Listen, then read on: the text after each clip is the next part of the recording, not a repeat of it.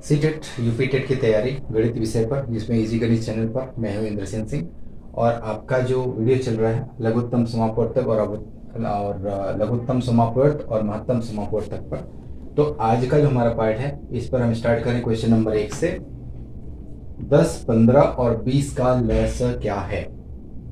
तो मेरा तो आपको पहले सजेशन ये होगा कि जो प्रश्न हो पहले उनके उत्तर को देख लीजिए, और अगर तत्काल दिमाग में कोई आंसर क्लिक कर जाए तो उस आंसर से क्वेश्चन के अकॉर्डिंग उसको टैली करा लीजिए। जैसे अगर हम 10, 15 और 20 का लसाअ देखें तो यहाँ पे जो हमारे पास ऑप्शन है वो कौन सी सबसे छोटी संख्या है जो 10 से भी डिवाइड हो जाए, 15 से भी डिवाइड हो जाए और 20 से भी डिवाइड हो जाए।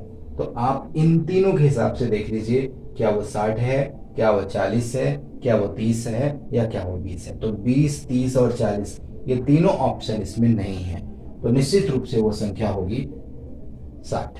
तो आपका ऑप्शन ए सही हो गया। ये तो हो गया तुरंत दिमाग में क्लिक कर जाना। अब सवाल ये आता है कि क्या हम उसको निकाल करके भी देख सकते हैं? तो निश्चित रूप से हम निकाल करके देख सकते हैं। अगर तुरंत क्लिक ना आए तो हम आपको कुछ मेथड बता देते हैं लसाअ निकालने का। आपके पास संख्या है 10, 15 और 20। आप ऐसे एक लाइन खींच लीजिए और कोई एक ऐसा नंबर लीजिए जो कम से कम दो लोगों को डिवाइड कर दे। तो हमने लिया 5, 5 ने इसको डिवाइड किया, 5 दूनी 10, 5 तिहाई 15, 5 चौके 20। अब यहाँ पे अगर हम 2 लें तो 2, 2 और 4 दोनों को डिवाइड कर लेगा, तो 1, 3 और 2। अब यहाँ पे आपके पास नंबर्स बचे 2 और 3। इन दोनों के लिए एक ही एक नंबर लेना पड़ेगा, 2 को 2 डिवाइड करेगा और 3 को 3 डिवाइड करेगा। तो इसका मतलब कि हमारे पास जो लसाअ आएगा वो होगा इन बचे हुए नंबर 2 गुणे 3 और साथ ही साथ यहाँ जो नंबर आए हैं 2 गुणे 5, इनको भी आप ले लीजिए। अब इनका गुणा कर लीजिए, 2 तिहाई 6, 6 दूनी 12, 12 पंजे 60। ये इसका उत्तर हो गया लसाअ। तो इस तरीके से आप उत्तर निकाल भी सकते हैं, लेकिन चूंकि एग्जाम में समय कम होता है हमारे पास, तो जहां तक संभव हो अगर तुरंत दिमाग में कोई चीज क्लिक कर जाए तो आप अपने आंसर से ही क्वेश्चन के अकॉर्डिंग ढूंढ लीजिए कि कौन सा ऑप्शन सही होगा। चलिए अब आते हैं प्रश्न संख्या 2 की तरफ। ये प्रश्न संख्या 2 आपके सामने संख्याओं 425 और 476 का मस का मतलब महत्तम समापवर्तक क्या होगा? तो महत्तम समापवर्तक वह बड़ी से बड़ी संख्या होती है जो इन दी हुई संख्याओं को 425 और 476 को पूरी तरह से विभाजित कर देगी। तो आपके पास ये ऑप्शन है ए बी सी डी, इसमें है 4, 5, 17 और 51। अगर इनको देखें, 4 को ले तो 4 से किसी संख्या को डिवाइड होने का नियम यह है कि उस संख्या का इकाई दहाई 4 से पूरी तरह से कट जाना चाहिए। तो 4 से ये 25 नहीं कटेगा, इसलिए ये 4 वाला ऑप्शन सही नहीं है। 5 से अगर देखें तो 5 से डिवीजन का ये नियम है कि किसी भी संख्या के इकाई में 0 या 5 होना चाहिए। 0 या 5 अगर है तो वो संख्या 5 से कट जाएगी। तो 425 तो 5 से कट जाएगा, लेकिन 476 नहीं कटेगा क्योंकि इसका इकाई 6 है। तो ये भी संख्या फेल हो गई। अब आपके पास दो ऑप्शन बचते हैं, 17 और 51। यहाँ पे डी वाला ऑप्शन देखिए, यह है 51। 51 से अगर हम 476 को डिवाइड करेंगे तो 5 9 45, 9 टाइम्स जा सकता है या 8 टाइम जा सकता है, अंदाजा लगा रहे हैं। तो 9 या 8 बार करेंगे तो 8 एकम 8 आएगा और 9 एकम 9 आएगा, मतलब इसका जो इकाई 6 है वो टैली नहीं कर रहा, तो ये 51 भी फेल हो गया। तो इसका ऑप्शन 17 सही होने के ज़्यादा चांसेस हैं। बट चलिए इसको निकाल करके देखते हैं कि 425 और 476 का मसा कैसे निकालेंगे। तो इसका तरीका यह है कि बड़ी वाली संख्या को छोटी वाली संख्या से भाग दे देते हैं। 476 को भाग दिया 425 से। अब यहाँ पे भागफल गया एक बार और यहाँ लिख देंगे 425, घटा देंगे तो 6 से 5 घटा 1 और 7 से 2 घटा तो आया 5। अब 51 से भाग देंगे 425 को, 425 यहाँ पे 8 बार जाएगा, 8 एकम 8 और 8 पंजे 40। तो 15 से 8 घटा 7 और यहाँ आया 17। 17 भाग करेगा 51 को तो 17 3 51 और ये पूरी तरह से कट गया। तो यहाँ पे जो उत्तर आया 17, 17 ने जब भाग किया 51 को तो इसका शेषफल 0 हो गया, तो 17 इसका मासा हो गया, इसलिए इसका सी वाला ऑप्शन सही है। चलिए अब चलते हैं प्रश्न संख्या 3 की तरफ। ये जो प्रश्न संख्या 3 है ये बहुत ही इंपॉर्टेंट प्रश्न है और ज्यादातर कंपटीशन एग्जाम्स में ऐसे ही सवाल पूछे जाते हैं। 1/3, 2/9, 5/6 और 4/27 का लसाअ क्या होगा। अभी तक तो लसाअ हमने पूर्ण संख्याओं के लिए देखा, लेकिन यहाँ भाग वाली भिन्नात्मक संख्याएं हैं और इनका लसाअ पूछ रहा है। तो भिन्नात्मक संख्याओं का लसाअ कैसे निकालते हैं, ध्यान से सुन लीजिएगा। लसाअ और मासाअ भिन्नात्मक संख्याओं के केस है। तो ये जितने भी भिन्न है, यहाँ कुल 4 भिन्न है, चारों भिन्न का लसाअ पूछा है। तो जब भी भिन्न का लसाअ पूछे तो हमें अंश का लसाअ निकालना चाहिए और हर का मासाअ निकालना चाहिए। फिर से सुनिए, अगर किसी भिन्न का लसाअ लघुत्तम समापवर्ती पूछ रहा है तो उसके अंश का लसाअ निकालिए और जो हर बच रहा है उसका मासाअ निकालिए, महत्तम समापवर्तक।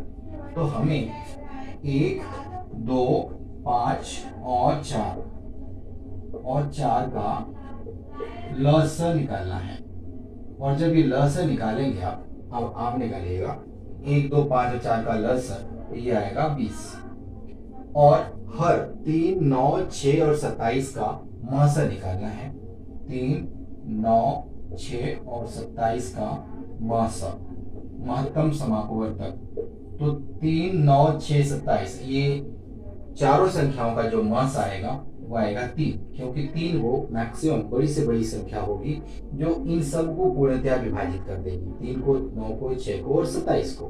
तो अब इस भिन्न का जो लसाअ पूछा है तो वो भिन्न का लसाअ मतलब अंश का लसाअ बटे हर का मासाअ। तो अंश का लसाअ आया है 20 और हर का मासाअ आया है 3। 20/3 इस भिन्न 1/3, 2/9, 5/6 और 4/27 का लसाअ होगा। ये है आपका ऑप्शन नंबर सी सही हुआ। अब चलिए इसी के साथ आपको अगले सवाल में एक भिन्न का मासाअ करके दिखाते हैं। संख्या 4 आपके सामने है। 2/5, 8/35, 4/15 और 6/25 का मासाअ क्या होगा। अब यहाँ पे इस भिन्न चारों भिन्नों का मासाअ पूछा है। एक बार फिर से रिपीट कर लीजिए कि जब भिन्न का मासाअ पूछे तो उनके अंश का मासाअ निकालना है और हर का लसाअ निकालना, मतलब जो इसका उत्तर आएगा उसमें अंश का मासाअ बटे उनकी हर का लसाअ, यही इसका आंसर होगा। तो ये आपके पास जो अंश है 2, 8, 4 और 6, ये आप देख पा रहे हैं 2, 8, 4 और 6 इन चारों संख्याओं का जो मासाअ आएगा वो 2 होगा। तो यहाँ पे 2 वाला ऑप्शन एक बी में है और एक डी में है, बाकी सी और ए तो खारिज हो गए, इनका कोई काम नहीं रहा। तो यहाँ पे या तो बी होगा या तो डी होगा। अब समस्या है कि 5, 35, 15 और 25 का लसाअ निकालना। अगर वो लसाअ निकल जाए तो हमारा क्लियर हो जाएगा कि ये वाला ऑप्शन सही है या ये वाला ऑप्शन सही है। क्योंकि दोनों का इकाई 5 है इसलिए दोनों में कंफ्यूजन है कि पता नहीं बी सही है कि बी सही है। तो आप 5, 35, 15 और 25 का लसाअ निकाल लीजिए। तो लसाअ निकालने का तरीका हमने बताया था 5, 15, 35 और 25। 5, 35, 15, 25। तो 5 से हम डिवाइड करेंगे। 5 तिहाई 15, यहाँ पर 5 एकम 5, 5 तिहाई 15, 5 सत्ते 35 और 5 पचे 25। अब यहाँ पे 5 5 से कटेगा, 7 7 से कटेगा, 3 3 से कटेगा, तो इसको बाद में डिवाइड करने की जरूरत नहीं है। अब जो इसका लसाअ आएगा वो इन सभी का प्रोडक्ट हो जाएगा, गुणा हो जाएगा। 5 × 3 × 7 × 5। अब इनको गुणा कर दीजिए तो आ गया 5 तिहाई 15, 15 सत्ते 105 × 5। तो ये हो गया 5 पचे 25, 5 एकम 5, 525 आया। इसका मतलब ये बी वाला ऑप्शन सही है। 2/5, 8/35, 4/15 और 6/25 का मासाअ 2/525 होगा। तो इस प्रश्न संख्या 4 में और प्रश्न संख्या 3 में मैंने भिन्न का मासाअ और लसाअ दोनों कैसे निकालेंगे इस पर डिस्कशन कर लिया। अब अगला प्रश्न संख्या 5।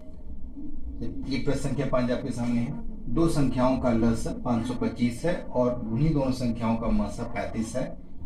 उनमें यदि एक संख्या 175 है तो दूसरी संख्या क्या होगी? तो यहाँ पर आपको एक सूत्र, एक फार्मूला का इस्तेमाल करना है। संख्याओं का गुणा, संख्याओं का